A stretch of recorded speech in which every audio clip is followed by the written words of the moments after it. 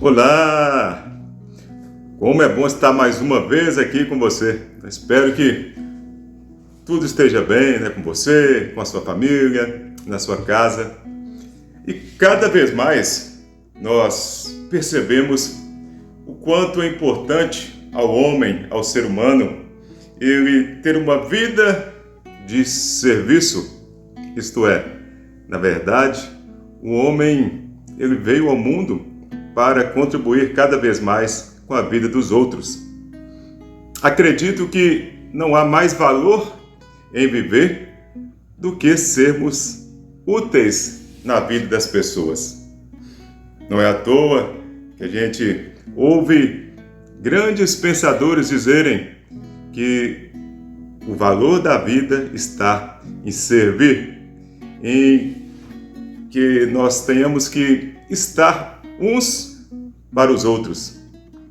E é nesse sentido que nós também refletimos que quantas vezes nós observamos pessoas em que elas agem sem a boa vontade.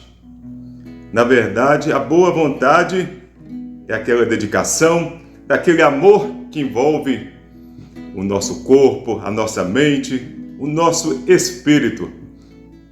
E essa boa vontade, ela se traduz no amor, na caridade e nesse serviço que nós tanto dizemos que dá valor à nossa vida. É interessante ainda que observamos, infelizmente, pessoas que querem apenas fazer o mínimo em sua vida.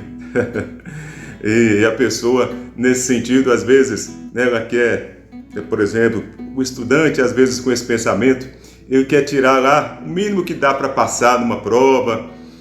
Às vezes alguém solicita aquela pessoa para ajudar em algo e ela vai lá e faz, mas com talvez aquele sentimento em que ela não deveria estar realizando aquilo para o outro. E isso reverbera também ao nosso redor. É interessante quando observamos que em países desenvolvidos, por exemplo, nos Estados Unidos, eles têm uma máxima em que dizem I will do my best. Ou seja, eu farei o meu melhor. Olha só que mentalidade, que pensamento diferenciado. Ou seja, nós não precisamos ser o melhor de todas as pessoas, mas sim, em tudo o que nós fizermos, se nós buscarmos fazer o nosso melhor, com certeza nós vamos nos aperfeiçoar muito mais, vamos crescer muito mais e vamos, com certeza, contribuir para as pessoas, nos tornando pessoas importantes para essas. E é justamente o que nos diz também o pensador Pitágoras. Ele nos diz que nós, quanto mais nos aperfeiçoamos, nós nos apresentamos e nós nos aproximamos de Deus. Por outro lado, há pessoas que vivem com essa vida de síndrome apenas do possível. E é interessante que quanto mais o homem tenta o impossível, ele faz esse possível se transformar no impossível. Então o homem não teria alcançado tanto se ele não tivesse tentado tantas vezes o impossível que no momento parecia impossível e agora se tornou realidade. Max Weber, o jurista alemão, ele nos atenta para isso, em seus escritos, na sua vida como jurista. Vale dizer ainda que nós, muitas vezes, com esse pensamento pequeno, fazemos a nossa vida ficar ainda mais pequena e mais curta do que ela é. Às vezes uma vida fútil, às vezes uma vida inútil, uma vida superficial. Por quê?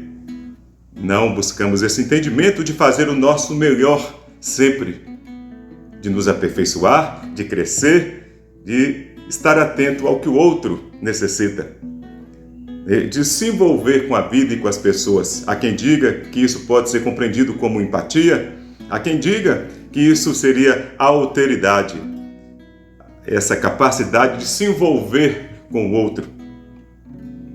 Interessante também, né, é que, olha só, havia um garoto, e esse garoto um dia chegou da escola e trouxe em suas mãos um papel, trouxe um pedaço de papel, um bilhete, e o professor tinha mandado esse aluno entregar diretamente, especialmente para sua mãe.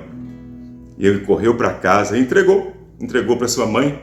A sua mãe abriu mais que depressa aquele bilhete, e ela, quando lia esse bilhete, ela começou a ficar em prantos, começou a lacrimejar, a chorar, porque leu ali em silêncio.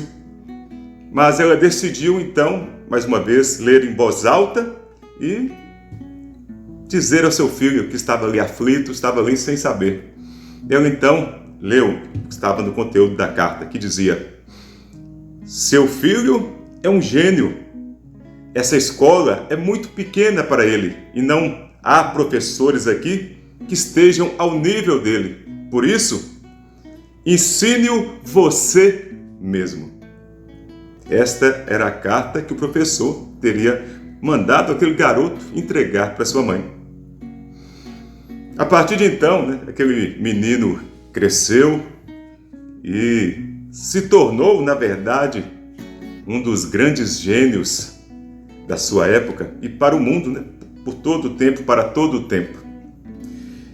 E ele se tornou adulto, se tornou homem, e um dia a sua mãe faleceu.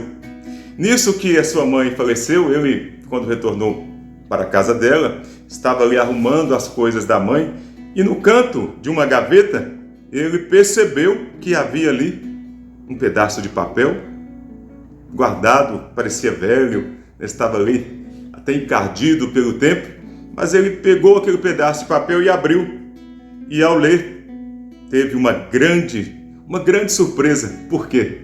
Na verdade, ele viu que era aquele papel, aquele bilhete que o professor tinha mandado entregar há anos e anos, quando ele era criança, para sua mãe. E quando ele abriu, ele viu que, na verdade, estava escrito o seguinte, estava lá: seu filho é confuso e nessa escola, né, ele não poderá mais estudar. E a partir daquele momento, ele começou a refletir, pensar, chorou ali por 2 horas, porque tinha visto que o que estava escrito ali era totalmente diferente do que sua mãe tinha lido para ele, falando. A carta dizia que ele tinha uma mente confusa, que ele não tinha capacidade de estar naquela escola. Mas ele pegou então, logo depois, o seu diário, e escreveu: Thomas Edison era uma criança confusa, mas graças ao esforço, à dedicação, ao amor de sua mãe, ele se tornou um dos maiores gênios da humanidade. E para quem não sabe, não se recorda, na verdade, Thomas Edison, ele criou, patenteou muitas descobertas, foi inventor, né, de muitas coisas no mundo, entre elas talvez a mais conhecida, a lâmpada incandescente, a lâmpada elétrica incandescente, em que ele também, né, por várias vezes, né, a história conta que ele tentou 10.000 vezes até conseguir encontrar e descobrir como então acender, né, uma lâmpada incandescente. Isso demonstrando também a sua persistência, né, que a persistência torna o impossível possível. Né? Isso também é um provérbio chinês que nos ensina isso. Então, quantas vezes, né, às vezes nós desistimos por tão pouco, não observamos, pensamos que os nossos problemas, as nossas dificuldades, os nossos desafios são tão grandes, e às vezes por uma mudança de pensamento, uma mudança de atitude, nós podemos ter grande sucesso e nos tornarmos pessoas bem-sucedidas naquilo que pretendemos, naquilo que fazemos. Então, né, essa é uma ideia fantástica, porque às vezes a gente muitas vezes espera encontrar um momento favorável, espera que as coisas sejam do jeito que a gente pensa que deva ser, né? Lembro aqui também de um pensamento, uma frase do Mário Sérgio Cortella, em que ele nos ensina isso, que, na verdade, né, a gente tem que o quê? Buscar ter capricho em tudo, fazer com amor, com dedicação, com boa vontade, e nesse sentido a gente fazer o nosso melhor sempre nas condições que nós temos, enquanto ainda não temos condições melhores de fazer o que pretendemos fazer.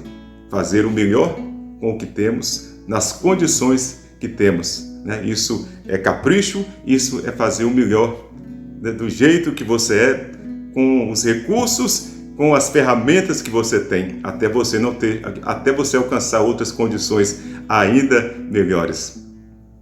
E isso nos leva a compreender quanto nós devemos valorizar cada vez mais o nosso presente, valorizar a nossa vida, que é curta, valorizar o nosso tempo, que também é curto.